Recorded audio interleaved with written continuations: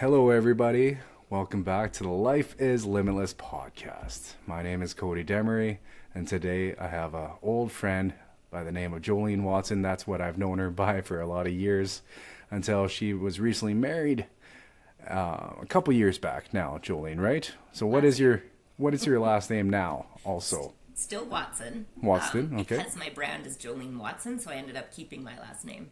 Beautiful, beautiful. I just want to make sure I got that correct and I didn't mispronounce anything because I didn't want to insult an old friend like that at all.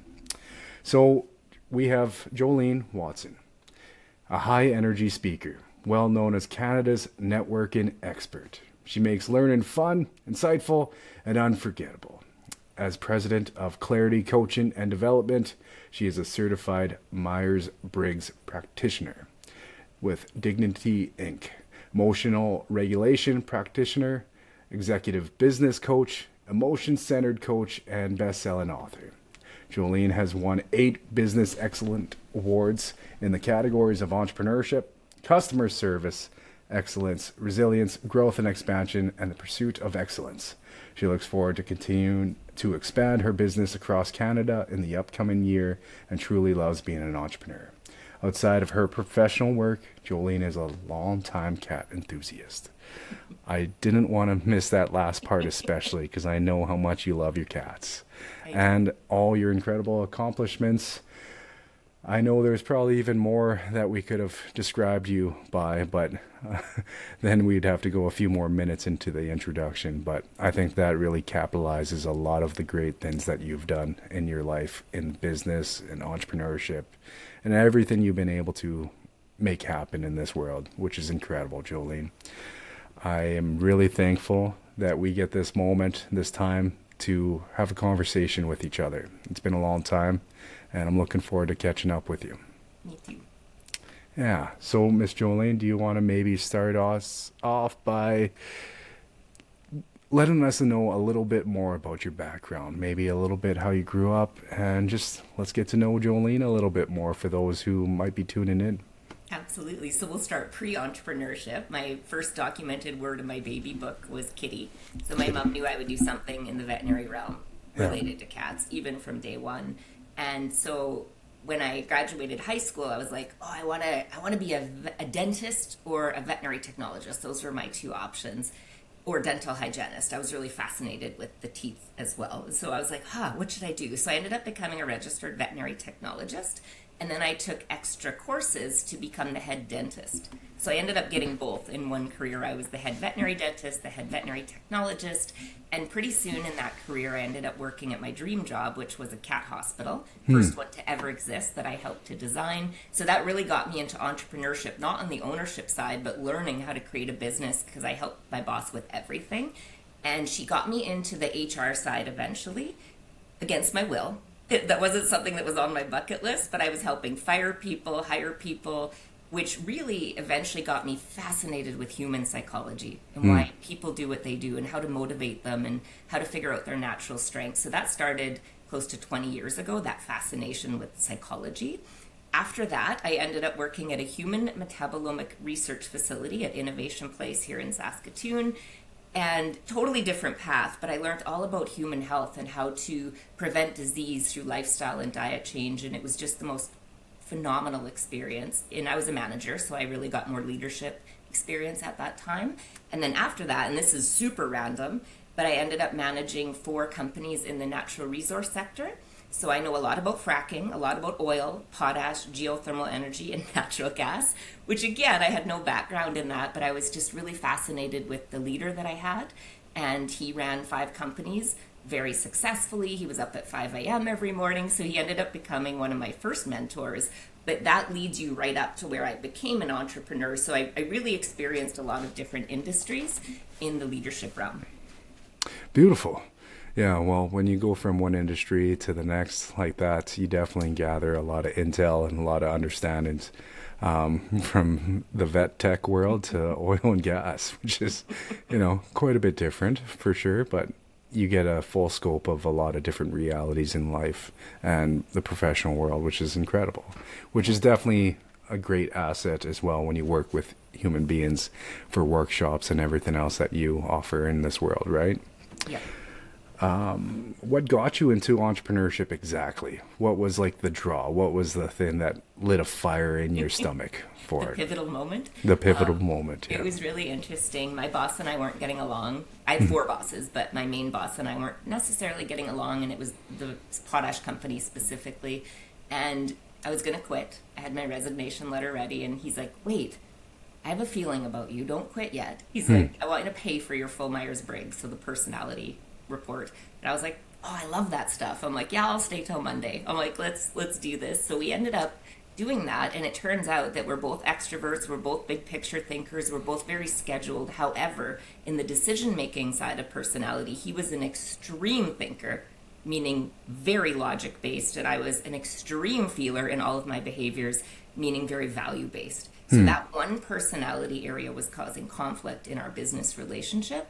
And in that moment, because he was so insightful, such a great leader, he ended up changing his entire leadership approach. He promoted me to client relationship manager. He took away the bookkeeping, some of the stuff that didn't light me up. He ended up paying for my entire certification to become certified in personality profiling myself. What an amazing guy. But funny part of that is 4 months later, he laid me off. And he said, that was my gift to you. I really think you should become a speaker. I think you should really dive into this personality psychology. Potash does not light up your soul. And he was right. And it didn't. And so I felt a little bit lost, though, because once I was laid off, I was like, ooh, I don't know how to be an entrepreneur. Like, is there a school? Like, how do I do this? And he goes, well, I'll be your mentor. Just go find a school. Turns out I walked into a trade show a week later, met a career counselor, found out about Praxis School of Entrepreneurship, which is a 10-month business incubator where entrepreneurs teach entrepreneurs. I ended up teaching there for a decade after, but being a student changed my life. The mentorship, learning how to run a business, the bookkeeping side, which wasn't my favorite, but they basically taught you everything you need to know, from labor standards to sales to the finance side. So that's really where I started to think, okay, I got the speaker side, I got the personality stuff, like that was my idea. But then I ran all the career reports on myself because I have access to all of those. And I thought, let's see what the top careers are in the world for my personality type. Veterinary, dentistry were in the top 10. I already did those. So I was like, what else? Career counseling, teaching, coaching, and speaking. I was like, great, I'll take those four and make an entire career out of it. So that's really what led me into creating Clarity Coaching and Development. Beautiful. And just for a little background, that is how Miss Jolene and I know each other, because I actually took Praxis School of Entrepreneurship as well, where Jolene was one of the fantastic facilitators. And it was, quoted from myself that is the first time I felt like I belonged in a classroom with Praxis School of Entrepreneurship, because when something doesn't light you up, as you just kind of mentioned, you go through the motions, but when something does light you up, it brings a little sparkle to your eyes, and you really draw to it. So that's been a beautiful journey for yourself. Over how many years now have you been a facilitator with Praxis? 13. I actually became a teacher there, or a facilitator, while I was still a student, because one of the teachers had called in sick, and it was in my business plan, and they're like, you already took the course, are you ready to teach it? So they had a lot of faith in me, which was really cool. Again, my first experience with true mentorship. Yeah. So you've been a person that has been mentored on one side, and you have been a person that has mentored others on the other side. Yeah. Can you please explain some of the times that you've mentored somebody and some of the lessons that you've been able to share across your journey as an entrepreneur? Oh, I was actually a mentor in the Rajmanic mentorship program. I actually was a mentee or a protege 3 times, but then I flipped around and became a mentor. And that was actually one of my favorite experiences, because the person that was mentoring me after 1 year asked that we switch roles. And then really? I became his mentor. And the cool thing about that is we were polar opposite in our personality preferences in all 4 areas. And with him as my mentor, my business increased by 126% in 1 year. And then he realized that maybe perhaps my compassion, my empathy, my big picture thinking could also serve him in his CEO role. So we ended up switching. So that was, I think, the most important part of mentorship, is that often you learn just as much from the protege, right? It goes both ways. So most definitely sometimes works very well. So, and then I mentor my clients, of course, but that was in a professional mentorship program. I love that train of thought, actually switching roles back and forth like that, because that is very true. You know, everybody can learn a little bit something from each other. And when you go into this world as with an open mindset, basically, and being willing to kind of learn and grow and adapt, you can definitely learn a lot more in this world instead of thinking you know everything in this world. Before we were on camera here, you were sharing that one of your highest things that you know about yourself is that you're a growth type of person. So when it comes to all these certifications that you have, please, maybe let's explore a little bit more of that. Where does that want and that desire to have growth in your life come from? I remember back when I worked at the Cat Hospital of Saskatoon, I was taking every holiday day to take courses. And I remember back then it was Fred Pryor leadership track or career track, and it was like dealing with difficult people, project management, and then I paid the whole fee where you got to take as many courses as you wanted.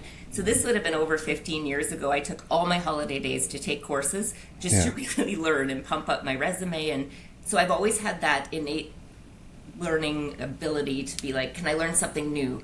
Curiosity, I think, would be the emotion that I've always had when it comes to professional development. And in my business, how that served me is 13 years now doing this.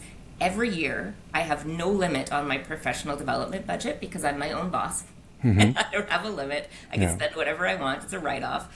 Is I get a new certification in something that I'm very interested in or something that my clients have been asking for. And then I get a new logo. I get a new course, I develop new keynotes, so it never gets boring for me. And if my clients really like my speaking approach or my workshops, I have something new every 1 to 2 years so that I can use my clients again in terms of being repeat. Yeah. Right? Like, hey, come back again for another keynote. You have a new topic now. So I think that's really important in entrepreneurship to keep growing, keep learning, and most importantly, what do your clients need and want? So make sure you get a lot of feedback from your clients. You know, what's the issue this month? What's the issue this year that you want to cover? And then I just get certifications in those areas. So that's something that since I was very young that I've been very interested in is learning and growing. Yeah, well, I definitely agree with you. To be multi-diverse is incredibly valuable for anybody. I definitely know it's something that I've also been a fan of over the years as well too. I haven't definitely dove in as much, certifications and learning as much as yourself, because I don't think I know anyone personally who has as much as yourself, and that's a compliment. That's knowing how educated, how well versed, how well diverse you are. I definitely know that you have a list of things that you have trained and worked in for sure, and that's a great asset, especially like you said, from client to client. Maybe you don't work with a client on a regular basis. Maybe you come back in a year and a half after you learn a new tool to offer them, or not a new service. Yeah, and I think that's very important, especially in today's day and age in entrepreneurship. I think having a little bit of diversity is very important. I know for myself, if it wasn't for having the clothing and the speaking and, wanting to do coaching as well, all those three things tied together, I know that there's been moments where there's been ebbs and flows, of course, just like a roller coaster in life and in business, that one has helped the other make sure we stay where we need to stay. And I can definitely tell, for those who want to stay in business for a long time, it comes with a little diversity as well too. Yeah, and I teach vision board workshops, but I've been doing them for over 20 years. But I think it's really important to get very clear on exactly what it is that you want, because then you activate the reticular activating system in your brain and you're into solution mindset orientation. And a really fun example of that is when I went to Praxis, I was like, oh, I want to be a teacher. That was one of the things that came up in my career report, but I was very clear that I did not want to fail students. I didn't want to mark students. That part did not light me up. And so what I did over the next decade is I ended up designing an entire 16-hour course for the veterinary technology program on presentation skills, stress management, personality, customer service, and it was pass-fail. If you show up and try, you pass. I taught at Edwards School of Business. I taught in Alberta at Lakeland College, and all my courses were specifically set up that I did not have to mark or fail anyone. So I think even if you want something to go even a little bit more detailed, I think is important to be able to find the person that's going to help you get there. Well, that definitely is some of the oldest scriptures as well, too, when it comes to know thyself. I think that's one of the things a person needs to do in this world. And I think actually a lot of disagreements, maybe I shouldn't say disagreements, a lot of agreements that don't go in a very healthy shape or manner, direction between two people, I think it could actually be resolved a lot more if people knew each other a little bit more, knew their triggers, knew the things that they weren't super happy with or okay with, or just knew how they reacted to things a little bit and why they reacted to things. I definitely realized over the years of, trying to learn self-discovery and whatnot with myself, I know it's definitely been a lot more of an asset when you figure out who you are as a person, what lights you up, and what makes you upset.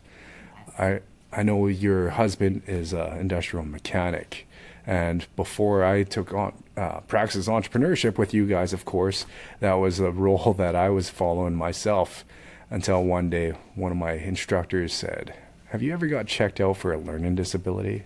I laughed at it because he used to poke and prod at me, and I thought it was just another joke.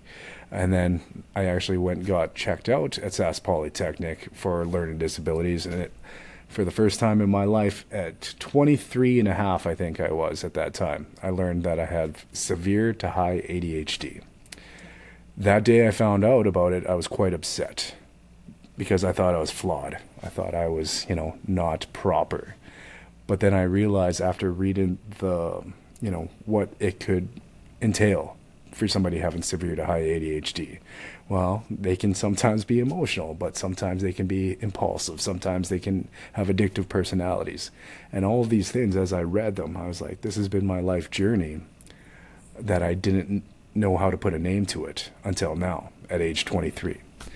And, some of those things, I just learned how to channel it in a different direction. And when you learn how to channel who you are, how your DNA makeup is in a different direction, in the right path for yourself, I think that's where some of the ultimate strengths in a person's life comes from. And you are one of those experts who can help people kind of get to the bottom of that, which is definitely needed in this world. Yeah, well, and something interesting, ADHD and intuition and Myers-Briggs have similar tendencies, which is get bored really quick, love the big picture, visionary, can see stuff that other people can't see, and they tend to be very successful in entrepreneurship. So that's something I've noted over the last decade. Yeah, and that's definitely a beautiful segue. Sorry. One of the things that I've definitely realized as well with any family or friends that I've came to realize that have ADHD, and you can tell when you have ADHD, or if you know what you're looking for with ADHD, you can definitely tell anyone you come across who has it. A big kind of pattern recognition that I've noticed with people is when people have severe to high ADHD, and you can see it, they at times can definitely struggle with addictions, and sometimes it's not just a little bit. They can go in fully despair. Unfortunately, I've seen it in a lot of people. But when they've learned to channel it in a productive, a healthy manner, whether it's physical exercise, exploring different ideas, being curious, like you kind of mentioned, they can really expand and grow into a lot of different levels, because that impulsivity comes in handy, actually. I've came to realize it can be a detriment too as well. It can be damaging. And my wife has learned that a few times in my life. I can jump without overly thinking things, but recovering and pivoting and adapting and shifting is extremely important in any entrepreneurship life as well too. So I want to chat about what have been some of the contributing factors in the success of your business. We talked about growth, of course. We talked about learning, shifting with what your clients' needs are. What else do you think is some of those contributing factors? I think the fact that I started out, one of my services was career coaching when I went to Praxis, is I started to really dive into what's an engineer versus a veterinarian versus a nurse. and what are their personality preferences. And it's really fascinating when you dive in. Like engineers, there's 2 personality types that there's 16 in overall, but over 80% of engineers are these 2 types. So it really helped me customize my sessions, my keynotes, depending on the industry. So that was one contributing factor to my success, is I can absolutely change my approach, my word choices, my slides that I use, depending on the industry. So that really helps for customization. The other thing is, again, I've mentioned I have over 7 services. I do marriage coaching, the career side, team building, keynote speaking, the vision board workshops, private coaching. And during the pandemic, and you experienced this as well as a speaker, is speaking died. Right? I actually had a contract. I was so excited to speak in Paris, and it was on the veterinary side, really exciting. And then overnight, everything was canceled worldwide. And in that moment, I remember thinking, all right, I have 6 other services. How can I really leverage this? And I got certified as a virtual presenter, designed a full-day course on stress management, which doubled my business. So what was needed in that moment? What extra certifications might help me? So I think that ability to move very quickly, depending on the environment, the economy, has been very much a success for me in that case. Yeah. And also I have different topics.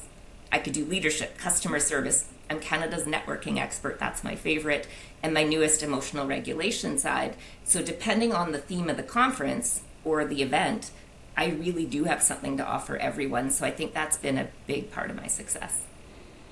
Yeah, well, I think that's definitely helpful and useful for sure, especially when we go through uncertain times like we did in 2020 and whatever that was. Yeah, because I remember working alongside you here and there with Praxis and Deanna and Monica and Brent in Saskatoon. I was doing school with you guys Monday to Friday in classrooms and, workshops in that setting, and then I would drive back to PA and try and work on my store and getting it up and running.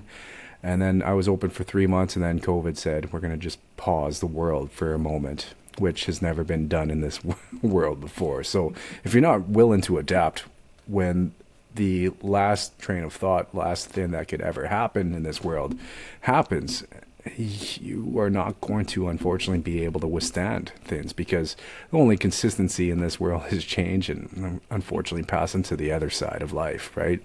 Yeah. I know most people don't like change. It's tough. Change. Yeah. It's not that people don't like change. They don't like the emotion or feeling of uncertainty. Yeah. It's that emotion that people don't necessarily love, which I understand that. But our personality type, you and I are almost identical in our Myers-Briggs. We tend to gravitate to change, and we like to change things just for fun sometimes, right? Because there's newness to that. I remember I did a workshop once for Brant Tractor, and it was on stress management, and I was so excited. I knew this. I was an expert in this. I had specific reports for this. And 2 weeks prior, they said, oh, by the way, can you just add change management? And as an entrepreneur, you say yes, and then you panic. And I was like, oh, I don't really know a lot about change. So I ended up finding a course in Edmonton, so 10-hour round trip, drove straight there, took the certification, drove home, updated my PowerPoint, and off we went. But again, I think it's that I'm going to use the word pivot, which I know was used a lot in the pandemic. But if you can't do that, entrepreneurship can be pretty tough, and life in general. Yeah. Yeah, because I knew businesses, unfortunately, for 30, 40 years. I talked about this last episode with my friend Des, but, 30, 40 years, some businesses have been around, unfortunately, that weren't able to change or adapt or pivot because they were doing business one way for so many years that, it would be tough to change and pivot and adapt after doing something for so long in your life. I think I actually had a benefit to only opening my store for 3 months prior to that, because I really didn't know anything different. I didn't know anything different. And so that just allowed me to show up every day, just, like, what are we doing today to make things work? And that was basically the mindset that I've almost had since. So some people are a little bit more planners. I'm kind of go by the whim, go by the gut feeling. Thankfully, after a few corrections here and there, off path, off course, I've learned to navigate a few of those, and we're back on track. But not to say that I haven't had a few mistakes here and there because of it, but it's the way I operate. It's the way I work. And I don't think anybody can ever tell me anything different now at this point, because it's who I am. And you won awards as well. You didn't mention that in the beginning, so I'm very proud of you as well for how resilient you are as an entrepreneur. Well, I appreciate that, Jolene. I know, very thankful to be named aside with you on a few of those, business award nights. I know we've been a finalist in a few nights together, which is incredible. Very thankful. Yeah, you caught me off guard there. I'll be honest, but yeah, I think every time that's happened for me, it's been extremely emotional. Not because you get into business to win awards, but I think just because it's kind of clarity to know that maybe you chose the right path, and out of all the paths in life that you could have chose, that anyone can choose, when you know that there's clarity in what you've done in your life to overcome the things that you've had to overcome, and to be recognized by a lot of your peers and people that are doing amazing things also in this world. It's a nice feeling to have, for sure, to say the least. Yeah, but thank you for that, Jolene. What are some of your plans moving forward with everything, whether it's your life, entrepreneurship? Let's go with entrepreneurship next, and then let's go with your life next. I know they're tied together, but yeah. I try to keep them slightly separate, For You sure. get to choose which 16 hours of the day you work, right? That's right. Yes. Yeah. So going forward, I'm still doing the full Myers-Briggs stress management, communication, leadership. I have the reports. But the newest thing, and I'm so excited about this, I've spent the last year weekly really diving in with my two coaches in Spain and Texas, and I'm now an emotional regulation practitioner.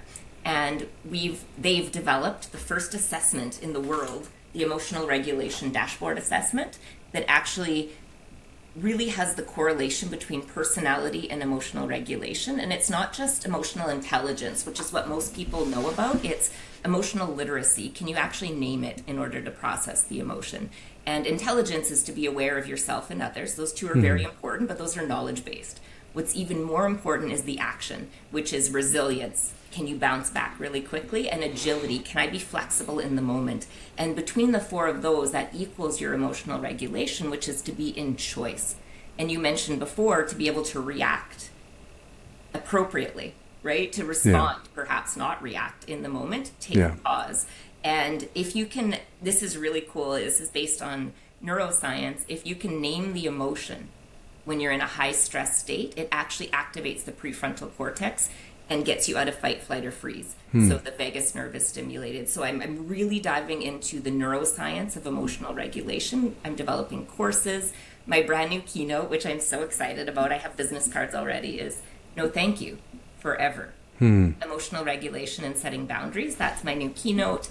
Developing the courses. I'm also so excited to be co-authoring a book called Dignity in Communication with my two coaches, and then next year, Dignity in Veterinary Medicine.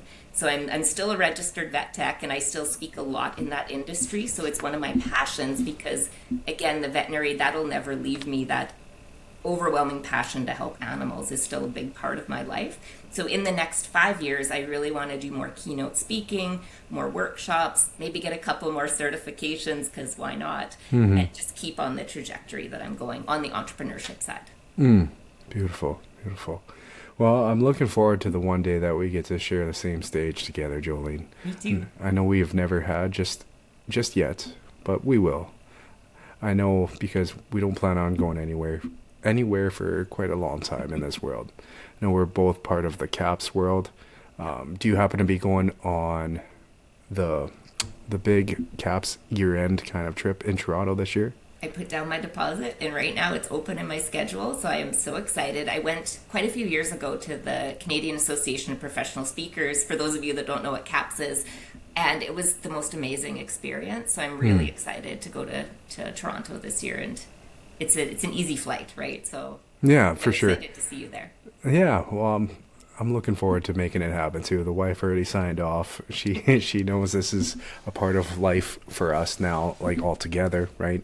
This isn't me just going and flying just because. This is personal development. This is network and connection, being in a room of what I love, all that kind of stuff. What is something that you learned by taking the trip a few years ago to convention? It was the networking opportunity, really. I mean, the speakers were absolutely incredible, but the connections I made and then the referrals we've given each other, I think, and that's why networking is one of my favorite topics. If you can be curious and have dignity, right? I am worthy, I decide, and be curious about other people. Connection's actually quite easy. Yes. And this is, in my opinion, and Saskatchewan's a little bit different than the rest of the provinces. We're a little more agriculture based. But it is all about shaking hands, showing up, getting to know people at that deeper level in order to do business with them. And so I think CAPS is really that for speakers only, which why wouldn't we want to be there? Yeah. I know it was, when I first even heard what CAPS was, I knew it was a goal. I never put it on the vision board or anything like that, but I knew it was a goal on the back of my head. Just, going through daily life, I knew just, okay, that's where I want to go one day. I'm thankful to be a part of that association with yourself. And I know there's not too many members here in Saskatchewan that are a part of CAPS. I think Lisa Peters is a brand new member, of course. But yeah, it's not very many individuals here in Saskatchewan that are a part of that association. So to be a part of it with yourself and amazing other people like Lisa, now brand new, and other folks across Canada has been pretty amazing. Eye-opening lessons have definitely learned by just watching from afar, kind of through social media with other people in their worlds and stuff, and having a few of them actually on this podcast together. I've learned a lot of great things from just having conversations with people. And you want to talk about networking, it is the place to be for sure if you are a speaker. I've definitely learned that. To talk about the importance of, just being genuinely interested in other people and stuff like that, networking and shaking hands. I remember the first time I went out of province to go do a mental health workshop. A gentleman came into my store, I think 4 months prior, and he was working for a bank company here in Prince Albert. I'm not going to say the bank or anything like that, but he was asking if I wanted to transfer my business accounting into his bank. And I told him 2 minutes after meeting him, I'm sorry, buddy. I'm just going to be transparent with you. That's who I am. I have no plans in changing whatsoever. I'm just being real with you. I don't want you to take offense. I appreciate your efforts. And he just looked at me and he's like, wow, that's kind of refreshing for somebody not to, beat around the bush, just be straight with me. And he just was actually extremely so thankful that I didn't want to, lead somebody on. I just want to be real. That's what it was. And then 4 months later, he ended up moving to Thunder Bay, Ontario, and worked for the Anishinaabe Nation in Thunder Bay that helps work with a lot of nations in Ontario. And he was the person who shared with the corporate group, you should hire this Cody Demerais from Prince Albert. And that was just a crazy experience for myself. And I told a few mentors in my circle of that story, and they said, that's how incredible this world is, that you could have one conversation that can lead you to whatever the next part of your life is. And at that point, quite frankly, I wasn't doing very many workshops at that point. I'm still not a big workshop person. I really honestly prefer the keynotes, more or less myself, but I do enjoy workshops. But at that point, I don't think I was really doing any at that point. So, the learning, the adapting, the research, and a lot came into it within a few weeks of that ask of myself. So you mentioned Rajmanic program. How many years have you been a part of the Rajmanic program in mentorship? And for those who don't know what that is, can you please explain what that is? It's Saskatchewan-based and Edmonton. And the Rajmanic family, just incredible. They've been partnered with the Chamber for over 30 years. Yeah. And it's a mentorship program for entrepreneurs, and the mentors volunteer their time. And it's very low cost for us as the mentees or protégés. And it's a 1-year program. And not only do you get access to that mentor, they also have an event where they have awards, there's a banquet, there's also networking opportunities, they bring in speakers, So I've been a speaker multiple times and helped them out in that regard on the networking front, stress management. I've also been a protege 3 times, and then, as I mentioned prior, was a mentor as well for a year. So it's a family I keep in touch with, and I think it's something that not all provinces have. Yeah. And I'm really proud that we have that here for our entrepreneurs, because mentorship can be very expensive, and they've made it very affordable for any entrepreneur wanting to succeed. You know what? After this, I've been wanting to touch base with them for a while, and maybe look into getting a mentor myself, a different mentor. I've had other mentors, in the speaking world and stuff like that, and they've helped change my life. Mentorship has helped change my life. I know that for a fact. I worked with them a few years ago, but I was very thankful. One of the awards you were talking about is when I received an award from them last year, the Find a Way Award, and I was very thankful for that, and the family, and that evening that me and my wife got to come together with just me and the wife, no kids at that point, so it wasn't a regular thing that we get to do too often, but I was very thankful for that. But, after this phone call, or sorry, this Zoom chat, or, podcast that we're having together, I think I'm going to send an email to that family and start that process again, because it has been, I believe it's helped a lot of people, truly. Yeah. And they are a humble, kind family, great people. And I was thankful to connect with them over the years as well through you guys here at Praxis, because I know Monica, yourself, Deanna have been, close with that, what they've done in their world too. And that's a beautiful thing. Once again, it comes back to networking, right? If I never met you guys, I would have never met them, and vice versa, different things like that. World goes full circles because of those kind of things, for sure.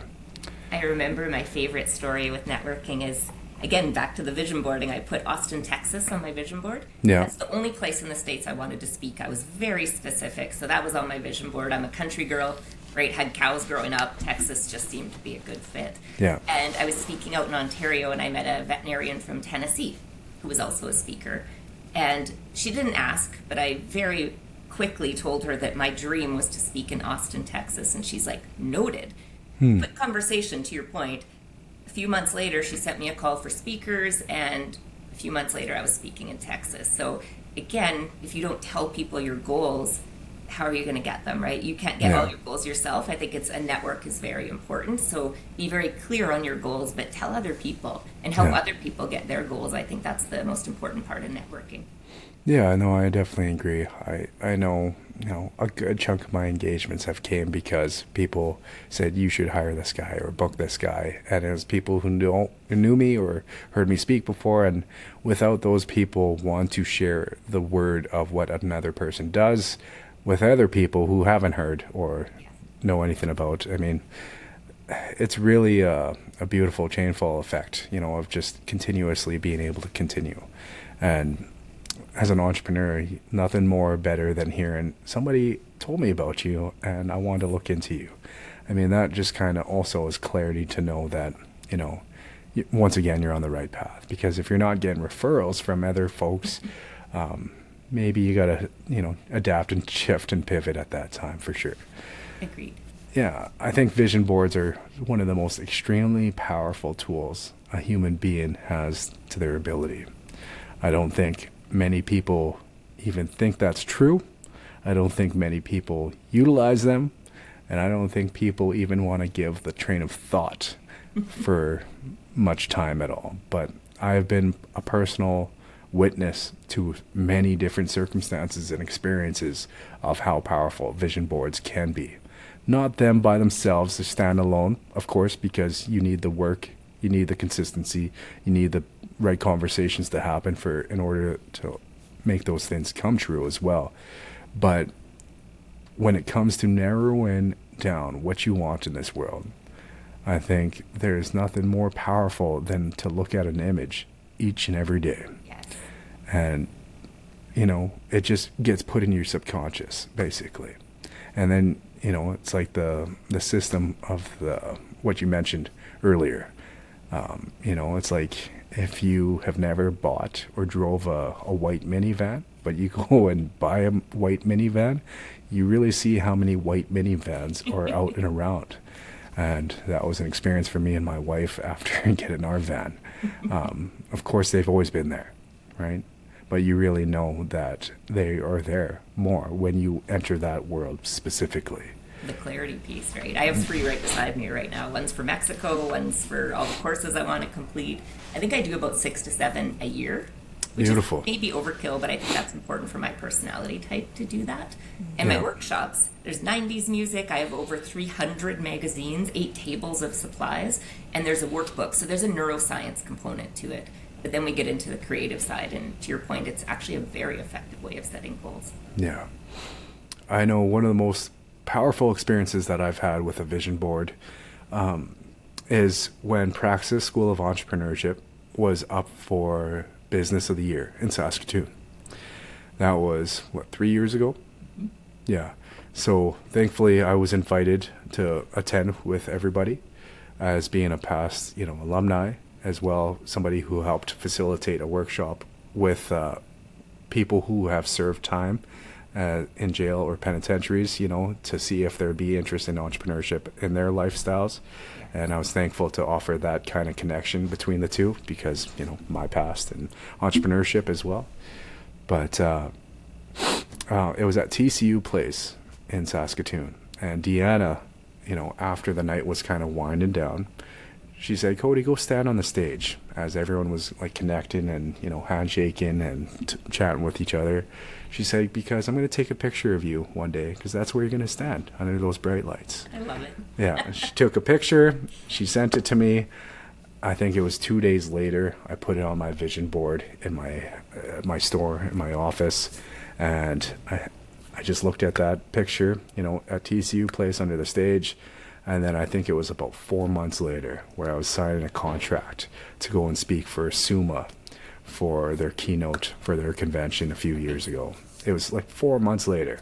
The biggest audience was 200, 250, 300 people, all the way to 1,100 people. Amazing. At that center. And so, that's one experience, right? Do you want to share maybe another experience of vision boards that you've had from the past that you've seen came true, that maybe there's a part of you that just maybe it didn't feel like it was connected or not? But going back 20 years, I was a veterinary technologist, very happy being a vet tech, loved my career, didn't ever think I was going to change, but I was doing vision boards just for fun. And I had a yoga meditation room, I had veterinary, it was a normal vision board for me. But then all of a sudden I put a suit jacket. Because I found it in a magazine. It was a brown suit jacket. And I thought, I don't know why I'm drawn to that. I have no idea. But maybe one day I'm going to be on a stage wearing a suit. Because I was only wearing scrubs at the time. Because I didn't own a suit. And I still have that vision board. And I did a video the other day. And it's falling apart. But I held it up. And sure enough, 20 years later, I'm a professional speaker. But so sometimes you might not know why you're drawn to something. But it might be part of your future. So I think that was probably one of my most prominent examples of you just never know where your life is going to take you. And I remember actually it happened shortly after that, the head of the veterinary technology program, I was already graduated, I was top of the class, we had a great relationship, and she said, I want you to come speak to the class. And I said, oh no, thank you, I'm not a speaker. And she said, I'm not asking. And so I did it. It was 20 minutes and I didn't do the best because nobody's born a speaker, right?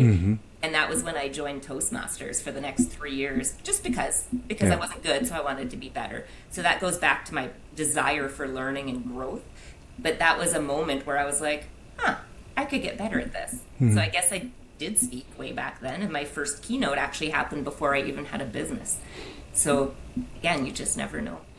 Now for me personally, it's hard to picture you without a suit coat, because I've seen you in so many different colors and variations. And I think the only time I've seen you in not a business or suit coat is an awards gala where, of course, you have a dress, Yes, well, I'll give an example for the audience on color psychology. So this suit jacket, love it. It's half sleeve, so it always fits no matter what. It doesn't wrinkle. I have 32 of this jacket in all the colors they've ever made. Wow. If you wear the color of shirt or suit jacket that matches the logo of the company you're speaking for, want to work with, if it's a potential client, they immediately feel more warmly towards you. So this is why I have so many colors. I have 52 pairs of glasses. I have different colors, different shapes, depending on the generation I'm speaking to. So again, psychology is just so fascinating. And if you can use it in marketing and sales, why wouldn't you? Yeah, no, fair enough. It's the subtle kind of things in life that kind of add up to a whole lot. And it also comes down to pattern recognition. Yeah. So I've definitely noticed different trends when I've gone and spoke to different groups and audiences, whether or not there was a connection piece that was missed or not. So I now know that I don't wear suit coats myself to teenagers. Yeah. It's just, I don't do it. You gotta fit the audience, right? And, I pull up my sleeves. I'm just a casual guy wearing a hoodie. Sometimes they see my hoodies, or sorry, my tattoos. And they, of course, it's not the questions that I want asked during the presentation. What's your tattoo say? Or what's it look, or what is it? That's normally questions for after if they want to connect and stuff. But I've definitely noticed a change when I kind of realize just, the moment I walk in with a suit, fully dressed to a group of high school students, especially if it's a little bit more, farther away from kind of, a bigger community, like more remote, it's definitely more of a disconnection as well. And I came to realize that, but those are the things that you kind of just, you learn as you go a little bit, unless you, get certified a little bit too. All are all beneficial for sure. I know there's this version of me, which is the Clarity Coaching Jolene entrepreneur version. Yeah. And I wore running shoes one day, and my sister's like, I didn't know you owned running shoes. But I go back to high school. I used to wear a Polaris Skidoo jacket, right? I was Yeah. a full farm girl. So I think, again, depending on my audience, the people I'm working with, I think it's okay to have different versions of yourself, right? Definitely be authentic, but be able Yeah. to change your behaviors when needed. Yeah, no, I think it's important for sure. Yeah. Miss Jolene, what is a life-changing quote somebody has given you in your past that has been absolutely a game changer for yourself? So I have two, if I can Yes, do two. please. And then I'm going to give two, so I'll do both. I love So it. my first one, and this has never stopped since I was in high school, is it's a song. So it's the title of the song, The New Radicals, You Get What You Give. So that song, I used to play it on continuous loop when I was studying. And that's one of the reasons I was the distinguished graduate of my veterinary technology class. It's one of the reasons I got 99% average when I got certified in personality. Because if you don't put in the full effort, you're not going to get much out of it. So that song was just so poignant to me of you really do get what you give. Like, I think there's Yeah. no better title for life than that one. And how much effort you put into something, how much passion you have for something, or ambition. Ambition's even better because there's action with Yeah. ambition. There's not with passion. You need both. So that's the first quote. The second one I learned when I got certified in personality, which is the platinum rule. Treat people the way they want, which is opposite to the golden rule, which is treat people the way you want. Yeah. When it comes to respect, the emotion of respect is to treat that person as if they're very important. I think you can use the golden rule for that. But when it comes to sales, networking, marketing, you really have to adapt big picture or details, logic or values, extrovert or introvert. You might have to change your approach, your word choices. So I think the platinum rule really shaped my entire business because everything I do is based on adapting to others while still holding your authentic self true. So those are the two. And if I were to give two, it would be my favorite quote that I came up with is, you cannot change your personality type, but you can always change your behaviors and emotions. Just so you don't use personality as a crutch and say, well, this is who I am. Well, Yeah. that's nice. That's your strength. That's your innate preference. But be willing to change your behaviors to get your desired outcomes. And that's really important in goal setting. You might have to get out of your comfort zone and embrace change. The final one, I was recently a co-author in Jana Dutton's third book, Conversations Over Coffee. And the last sentence, what lights you up? Do that. That would be my final piece of advice for life in general, Yeah. especially for entrepreneurs that get to choose. Well, when you talk to, thank you for sharing those. I love all four of them for sure. Yeah, when it comes to, what lights you up, just like the suit coat thing, right? Something internally, instinctively told you that you want that, you like that, that pulls to you. And I was literally reading a book 2 nights ago in the camper while we were at the lake having some family time. And there's a book from an author, but he talked about Socrates basically had a quote saying that, everyone basically knows everything in this world. They're just going through life with their experiences in life, and it comes to them. They know this knowledge already. They know this education already. They're just going through life with their different experiences, and then they learn that knowledge again. They get that knowledge again. And something inside of you just knew that suit coat was a part of you, right? And that's beautiful. And you chase that because that instinct pulled you towards it. And, it's interesting about the chapter I wrote. It was about figuring out your life purpose. Yeah. Business versus personal. And I think we need to have both. Yeah. And so networking in cats is how I explained it, but I just want people to connect. I want them to see how amazing they are based on their intrinsic strengths. That's my business purpose. Yeah. But when it comes to personal purpose, never lose that, which is I want to rescue as many cats that have seen trauma as I can before I die. And I'm going to become 17 years from now when I retire. I already have the vision board. I'm going to be the best foster parent. I'm going to get a certification in cat behavior psychology, and I'm going to make these cats adoptable that perhaps have seen trauma that maybe need some work. And I'll get to bottle feed kittens because I'll have time. So I think that's my final tip, is make sure that you have both purposes, because you never want to identify as your career. You want to make sure that you separate that out, especially in entrepreneurship, because it's easy to identify as your business because you put so much work into it. Yep. And I've been a person that has done that for sure myself. So, what you share there is very valuable for people. I have been a person that has done things on both sides, very passion, purpose driven. And that is actually what I've led most of my life by, honestly, when it came into entrepreneurship. But then there's the analytical side. And when you only run things by an analytical side and numbers and everything like that, it also takes away from the authentic side and everything like that. And finding that right combination of a mixture of everything is the right path for sure for success. I know I'm a person that does one extreme to the next often. I'm diving in the water basically without learning how to swim beforehand, just to try and learn how to swim kind of person. But I know that combination of having both passion, purpose driven, but also being analytical, numbers kind of experience and knowledge and education is very important to run a smooth ship, basically. Yeah. Well, Miss Jolene, I thank you very much for this time that we spent together, for sure. I really appreciate it. I don't know if that's on my end, little kids screaming or not, but I just have cats. Okay, that's probably my kids in the backyard right now. So I think that's a cue for us to kind of get to a close here. So really appreciate it. I know a lot of people are going to grab a lot of good information, a lot of golden nuggets from this conversation. Jolene, you're one of the most diverse, elegant people that I know, always professional, but always friendly. And I have a lot of appreciation for you, Jolene, and you've done a lot of amazing things with a lot of recognitions, and I want to thank you for spending the almost hour together here today. I feel the same about you. Thank you so much. Appreciate that, Jolene. So if people want to get a hold of you, Jolene, if they hear this podcast today, which it's going to be out today, or if they hear it a year from now, where are people going to find you if they want to get a hold of you for whatever that you want, that they are interested in your services? So JoleneWatson.com, super easy to find me, or JoleneWatson@live.com is my email. So yeah. Beautiful.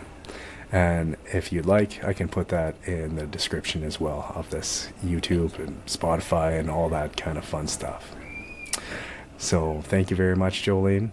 And for everybody who is listening to this podcast or going to watch this podcast, thank you very much for giving me and Jolene two of the most precious resources another human being can give to another human being. That's your time and that's your energy.